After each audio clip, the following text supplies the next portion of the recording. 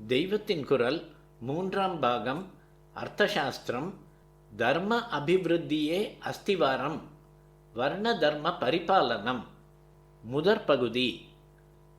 ஜெனரலாக ஜன சமூகத்தை பார்க்கிற போது ராஜ தண்டனையே குற்றவாளிக்கு பிராயஷ்சித்த கர்மாவாகி அவனுடைய பாபத்தை போக்கும் உபகாரத்தை செய்கிறது. இதோடு இன்னொன்றையும் சேர்த்து கொள்ள வேண்டும்.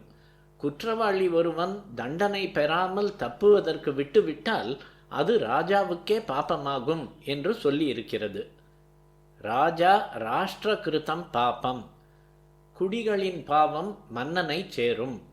யதா ராஜா ததா பிரஜா, அரசன் எவ்வழி குடிகள் அவ்வழி என்று சொல்லி ஒரு பக்கம் அவனை தர்மிஷ்டனாக இருக்க பண்ணுவதோடு இன்னொரு பக்கம் குடிகள் தீய வழி போனால் அந்த தீமை அரசனையே சேரும் என்று சொல்லி இதனாலும் அவனை தேசத்தில் தர்மம் நிலைக்க பண்ண வேண்டும் என்பதில் விசாரத்துடன் ஈடுபடுமாறு பண்ணியிருக்கிறது.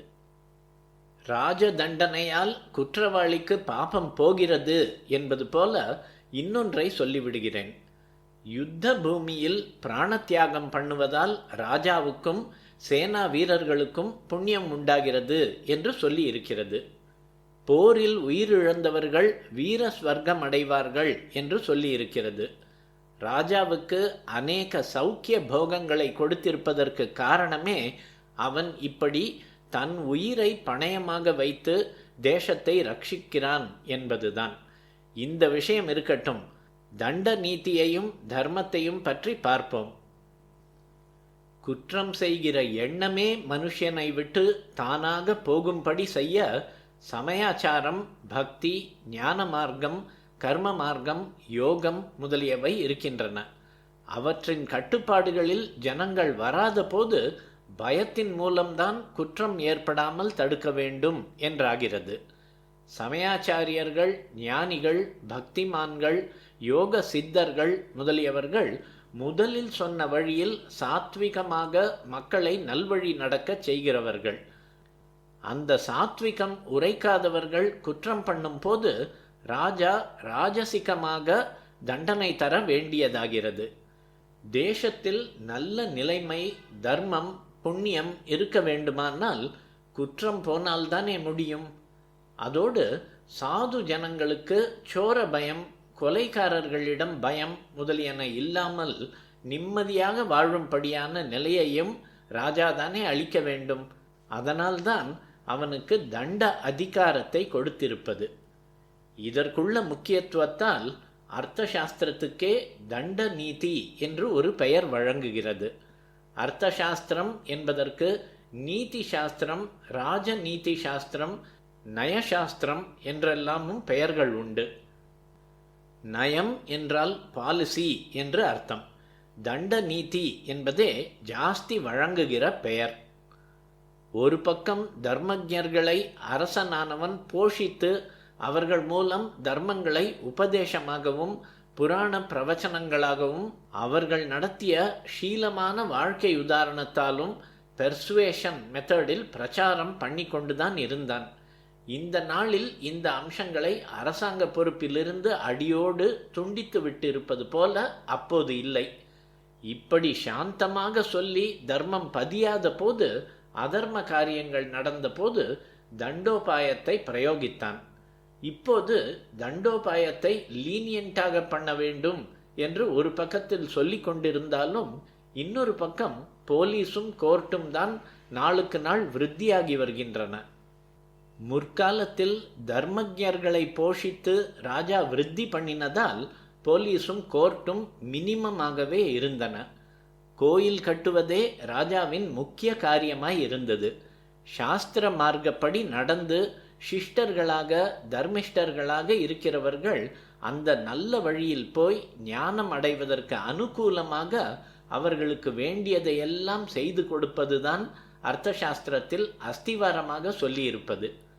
அஸ்திவாரம் பலமாயிருந்து மேலே போகும் கட்டிடத்தில் பழுது ஏற்பட்டால் சுலபமாய் அதை சரி செய்து விடலாம்.